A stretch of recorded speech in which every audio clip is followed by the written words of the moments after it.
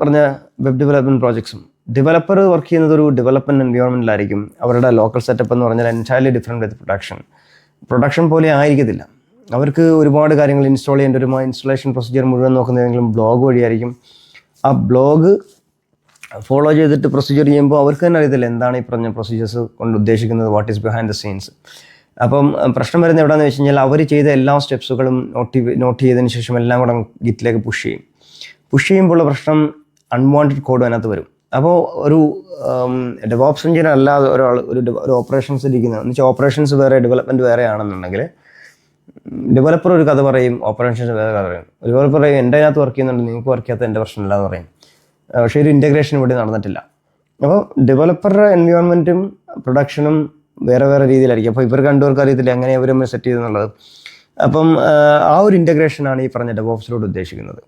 എന്താണോ ഡെവലപ്പർക്ക് കൊടുക്കേണ്ട ഇൻസ്ട്രക്ഷൻ അത് കൊടുക്കാറുണ്ട്. ഓപ്പറേഷൻസ് ടീമിലേക്ക് വരേണ്ട കാര്യങ്ങൾ എന്തൊക്കെയാണ് അതും ചെയ്യാറുണ്ട്. എന്ന് വെച്ചാൽ DevOps engineer act as both. ഡെവലപ്പറുടെ പെർസ്പെക്റ്റീവിലും ചിന്തിക്കണം, ഓപ്പറേഷൻസിൻ്റെ പെർസ്പെക്റ്റീവിലും ചിന്തിക്കണം. അപ്പം ഡെവലപ്പർ എന്ന കോഡിനകത്ത് എന്തെങ്കിലും വൾനറബിലിറ്റി ഉണ്ടെങ്കിൽ അത് സ്കാൻ ചെയ്യാൻ പറ്റണം, ടെസ്റ്റ് ചെയ്യാൻ പറ്റണം, റിലീസ് ചെയ്യാൻ പറ്റണം, ഡിപ്ലോയ് ചെയ്യാൻ പറ്റണം. അപ്പോൾ ഡെവോപ്സിൻ്റെ ക്വാളിറ്റീസ് ഇത്രയേ ഉള്ളൂ. അജൈലാണ്. നിങ്ങൾക്ക് എപ്പോൾ വേണമെങ്കിലും സാധനം മാറ്റിമറിയാം.